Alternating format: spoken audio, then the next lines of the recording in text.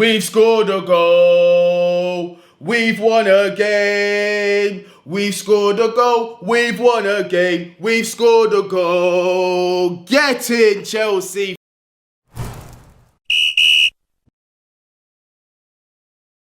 Finally, something to be positive about. I am super happy we finally got a win. No more banter week, not my weekend being ruined. Although, listen, let's have it right. That win took us from 10th to 10th. Yeah, so listen, as long as we get closer to the promised land, aka 40 points, right now we are on 34. That's all that matters. I don't care how the win comes about. We right now are in our shameless FC period, our most shameless period where I don't care if we've got a win like Sean Dyche. Just get the result. And that is what we done today. Lucky we didn't play like Sean Dyche today, actually. It was a bit more entertaining. In fact, way more entertaining than Sean Dyche football today. But listen, like I said, we are far from any kind of safety. We still need to get them 6 points to the promised land. Yeah, 9th and 8th place. So Brentford and Brighton have 2 games in hand over Chelsea, and it's not looking good, man. It's really not looking good. We've just got to keep racking up the wins. This is why I keep saying every single game for Chelsea Football Club from now on is a must-win 3 points. It's good that we started off today against Leeds at Stamford Bridge after that dismal performance that we saw against Southampton, man. Bottom place Southampton at Stamford Bridge. Today couldn't be a repeat, especially with all the rumours that we were hearing before the game. Could Leeds and Borussia Dortmund be the make or break for Graham Potter? Could he be sacked if results went the wrong way for both of those games, or either or? You never know. You never know. He still might not be safe. I hope he's still not safe. I definitely hope he's still not safe. But today, maybe, just maybe, he came through unscathed. And yeah, do you know what? Fair play. We got the 3 points, and that's what we could have asked for. But people, smash a like.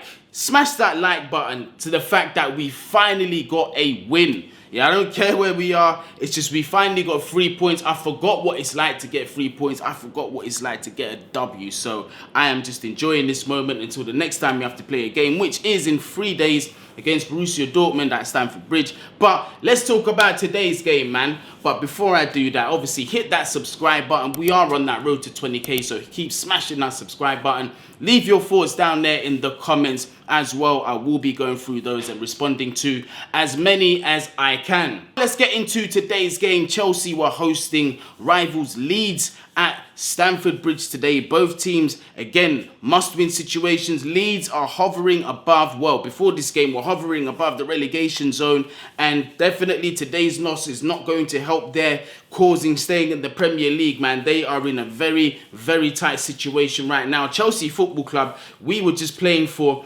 it's not even pride thing at the moment, just so we don't get sucked into that race. And yes, I know before people say, oh yeah, look, there's a lot of points between Chelsea and the bottom 3, man. We're going to be okay. I don't care about that. Let's get us to 40 points. Yeah, right now. And it's just really, I hate the fact that I'm speaking like this, but this is where we are. But today's game, quite a few changes were made. We did hear earlier in the week that there were injuries to key players. Thiago Silva and Reece James, 2 huge players that you really don't want to be missing out on in your squad, were unavailable today. But Graham Potter decided to switch things up yet again. We haven't really seen any consistency through the manager, but today he made the right choice. He made the right choice clearly, and I base that on the result. And he went with the back 5 today, or the back 3, however you want to call it. But for me today, it was a 5-2-3. As why I call it that is the wing backs, they join in the attack and the defensive phase, so they're really part of every phase of play. Today, at times, we saw that executed brilliantly, man.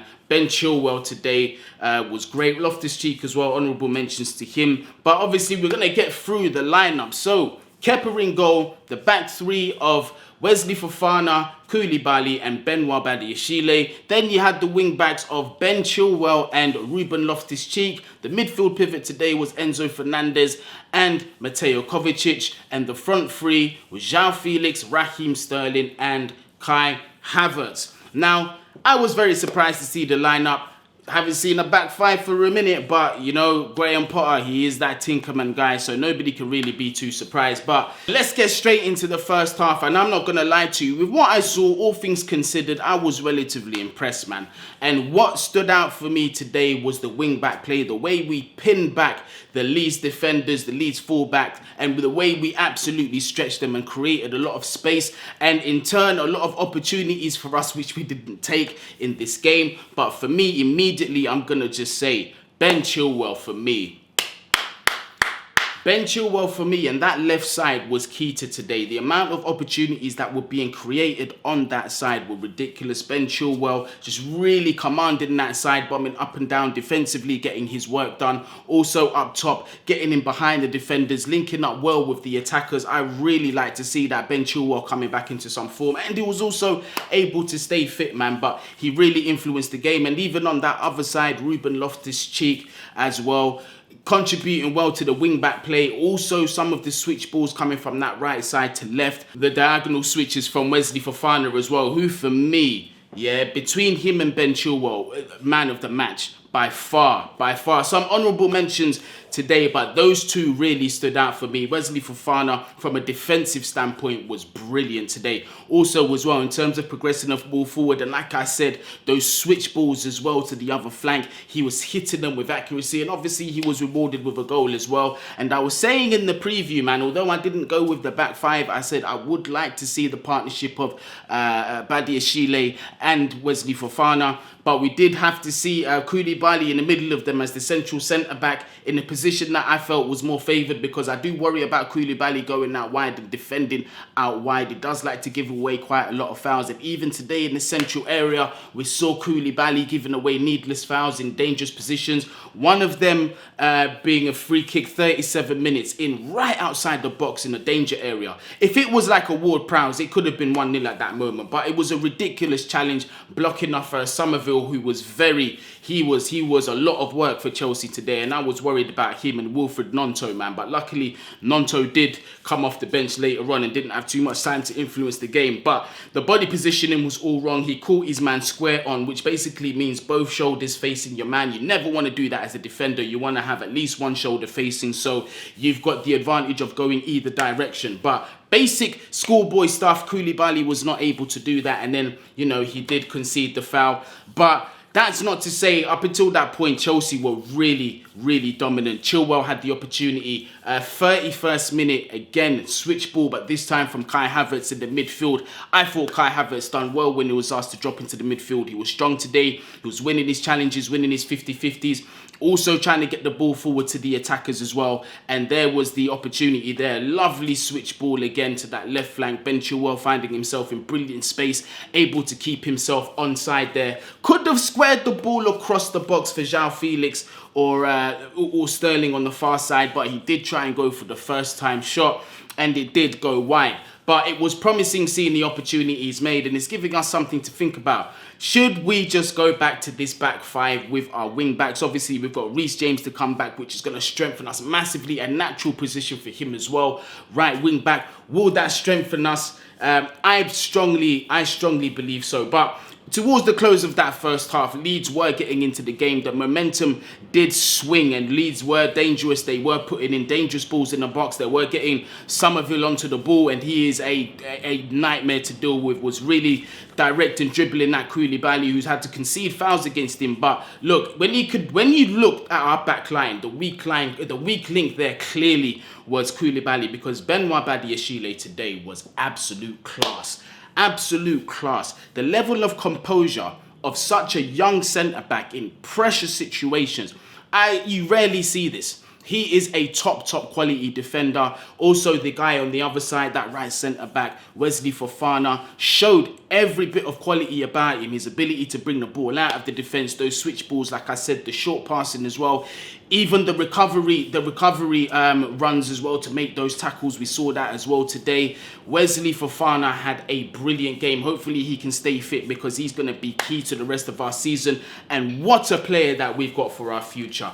But that's not to say we almost went 1-0 down. Yeah, Leeds did have an opportunity in the box. We were a bit disorganised, but Kovacic got in the middle of one of their shots that really could have gone in for 1-0 and the game could have been different. I was happy at that point to see the second half whistle being blown because Leeds were really getting themselves back into the game. And at that point, Chelsea hadn't scored and it felt like, look, again, for the first 25, 26 minutes, we're giving everything. And then after that, we just seem to taper off and the teams just start to get into the rhythm. And that's where I was starting to get worried. So I was really hoping that Graham Potter got the team talk and even the tactics correct before coming out into the second half. Lucky he did, because what we have seen at times from Chelsea is that we'll come out and perform even worse in the second half and will allow teams to get into the game. And you know, once teams score and they go 1-0 up, Chelsea are pretty much buried dead in the mud. Do you know what I mean? But second half was nothing like that. Almost a perfect start. Raheem Sterling fired over the bar, man.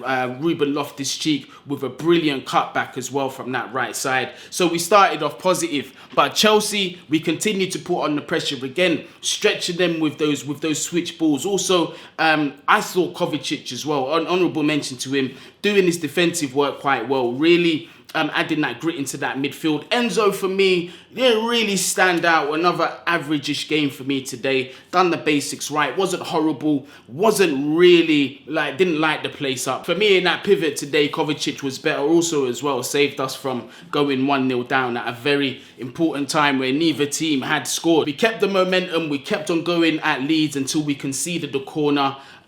Good delivery in from Ben Chilwell and an excellent leap from Wesley Fofana to win that header.